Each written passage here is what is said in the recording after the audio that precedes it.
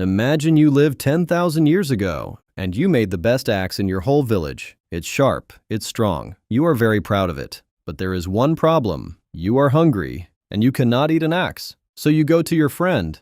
Let's call him Greg. Greg has fish. You say, Greg, I'll trade you my axe for some fish. And Greg says, no thanks. I already have an axe. And this is the problem. To trade, you must want what I have, and I must want what you have at the same time. If even one of these is missing, there is no trade. You just stand there holding your axe, still hungry. This problem is the reason money was invented. But before I tell you how, the story you learned in school is probably wrong. School says people traded things directly, it was messy, so we invented money. Yeah, that's a little too clean. Real history is messy. That's the kind of tidy story you make up so it fits on one page of a textbook. But scientists looked for that trading directly world and could not really find it. There is almost no proof it ever worked that way. So what did people really do? Something simple. They remembered favors. You give Greg a fish today. Greg remembers. Next month, you need help. Greg comes to help because Greg owes you. No shells, just a favor. And everyone remembers who owes whom. In a small village, this works great. You know everyone. If someone does not pay back a favor, the whole village finds out fast. But then something changed. The village got bigger. Now you trade with thousands of strangers. You cannot remember every favor. It's just too much. So people needed something they could hold, something even strangers would accept. And people tried many things. Cows, grain, salt, and, strangely, seashells. Cowrie shells were money in Africa, Asia, and the Pacific for thousands of years, even more than gold. Imagine paying for dinner by slapping a fistful of seashells on the table, and the waiter just nods. Ah, lovely shells today, sir. Fun fact, you may have heard Roman soldiers were paid in salt. The word salary really does come from the word for salt. That part is true, but were they really paid in bags of salt? Probably not. People just liked the story, so it stayed in the books. But why did some things become money and not, say, tomatoes? Good money must last a long time. A tomato rots. It must be easy to carry. A cow is very hard to carry. You must be able to split it into small parts. Every piece must look the same, and it must be rare. If anyone could make more, it would be worthless. One thing passes almost every test. Metal. Gold and silver don't rot, they're rare, and people like them. Money's first big winner. Now, my favorite proof that money is really just an idea we all agree on. On an island called Yap, people used giant stones as money. Some were taller than a person and heavier than a car, too heavy to move. So when you bought something, you did not move the stone. It stayed where it was. Everyone just agreed, okay, now it belongs to you. And it gets better. One time, a giant stone fell into the sea and sank. Nobody could see it or touch it again, but people still said it was real money. It still worked, because everyone agreed it still counted. Let that sink in. Literally. Their richest guy was rich because of a giant rock nobody had seen in years. That's like bragging about gold you keep in a vault on the moon. Remember this, it is the whole point of the video. About 5,000 years ago, in Mesopotamia, people made a big jump. They made the shekel, not a coin, just a fixed weight of grain. Now, everyone used the same measure. This was money becoming numbers, and they wrote it all down on clay tablets. So some of the oldest writing we've ever found is not a poem or a prayer. It's a receipt. It basically says, you still owe me some grain. Real coins, round metal ones, came around 2,600 years ago in Lydia, today's Turkey. The clever part was not the metal, it was the stamp on it. The king's stamp meant you did not have to weigh and test it every time. You could just trust it. Then, over 1,000 years ago, people in China got tired of carrying heavy coins, so they invented paper money. This was smart, but it taught a new lesson. Paper is easy to print. When rulers printed too much, the money became worth less and less. This is called inflation. The hard part of money was never making it. The hard part was not making too much. Which brings us to today. Look at the money in your pocket. It is not backed by gold anymore. That paper is not worth anything by itself. You cannot eat it. And most of your money is not even paper. It's just numbers on a screen. A shell, a coin, a note, a number. None of them are really worth anything by themselves. They only work because everyone agrees to believe in them. A giant stone in the sea. A number on your phone. Same idea. Money is not gold. Money is not paper. Money is trust. We didn't invent money to trade axes. We invented it because our group got too big to remember who to trust. So we made something we could all trust instead. And we still believe in it today. So next time you tap your card for a coffee, remember, you're just trading invisible favors with a stranger using a number you both agreed to believe in. Kind of beautiful, kind of terrifying. I make one of these every week, so subscribe.